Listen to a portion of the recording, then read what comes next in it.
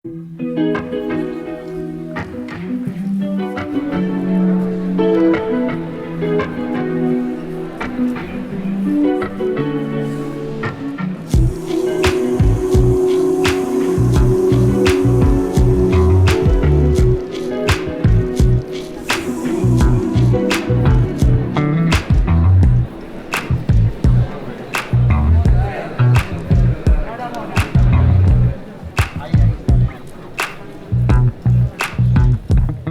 Alcoi verdaderament preocupat per la cultura en majúscules, l'Alcoi que fuig dels tòpics i dels llocs comuns i l'Alcoi que des d'aquestes muntanyes voltants, sense renunciar al que és conscient que forma part o que és una part fonamental del País Valencià. Doncs bé, repassant la seva obra, per adreçar-me avui a vosaltres, he vist que Toni, i ho podeu comprovar a l'inici de l'exposició, ens parla des dels seus primers quadres dels vençuts. Acostumat a posar la mirada quasi amb lupa sobre les coses, també sobre el cos de la dona. I ara me'n vaig de l'exposició, però és que el cos de la dona sembla que no es pot tocar. El cos de la dona, clar que està per a mirar-lo, clar que està per a tocar-lo, clar que està per a jugar amb ell. Per a què, si no? Amb tot el respecte. És a dir, com ho fa Antoni Miró en la seva obra. El Toni que, quan ningú o molts pocs parlaven del canvi climàtic, eixia a denunciar la desfeta de les mars i del territori, amb eixes excavadores i aquest territori fet pols. El Toni que reconeix mestres com Magritte o com Velázquez. I el Toni que, com deia Isabel Clara Simó, ens pinta el País Valencià des de fa tants anys. El Toni que molesta a tants. Ja veus, molesta l'eròtica i el país. Que curiós. El Toni que dona testimoni i enlaira senyeres i estelades reparant en un altre dret que no se'ns reconeix o que ens fa nosa parlar d'ell, no? I és el dret de l'autodeterminació dels pobles. Aquest treballador incansable i sistemàtic, geniut i tendre, metòdic en extrem, sorneguer i xarraire, segons li pega, ha fet de la llibertat a l'hora de pintar, de dibuixar i d'esculpir la seva eina i llenguatge principal. En la perspectiva que es dona la contemplació de 6 dècades de creació, podem concloure que des de la primera pinzellada fins l'última, l'obra d'Antoni Miró ha anat renovant-se quadre a quadre, escultura a escultura.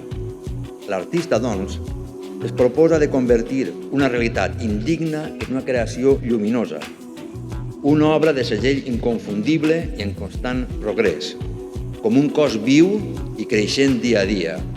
Així, Antoni Miró ens ha oferit un model de creació per tal de convertir la barbàrie en civilització. Fem aquesta exposició antològica que ens mostra una part xicoteta de la seva gran obra, però una part importantíssima en la que podem veure i gaudir com és l'art que representa Antoni Miró.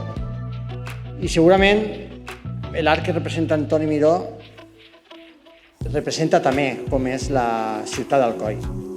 I per això també vam decidir concedir-li aquesta distinció com a fill predilecte i com a medalla d'or.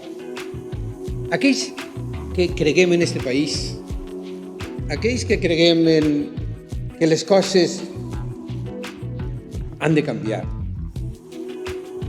Ens agrada saber que tenim gent com Toni. Ens agrada pensar que hi ha gent que reinterpreta, reexplica les coses. I, per tant, és molt interessant que hi hagi artistes com Toni, que ens ho recorden, que subratllen, que ho expliquen, que ens facin pensar.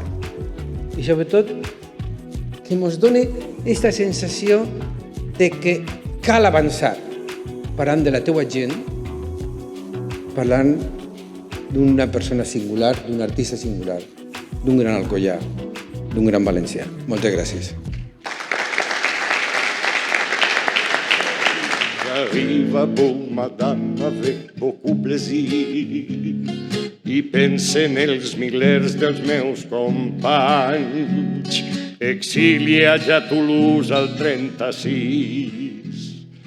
Tots som a casa nostra perquè tots som veïns. Totes de tots som germans i fills. Machado parla clar des de Colliure. Assanya parla clara a Montauban. Els blaus parlen cristià des d'Alacant. Tots som a casa nostra i tots parlem cristià. Totes de tots som la humanitat.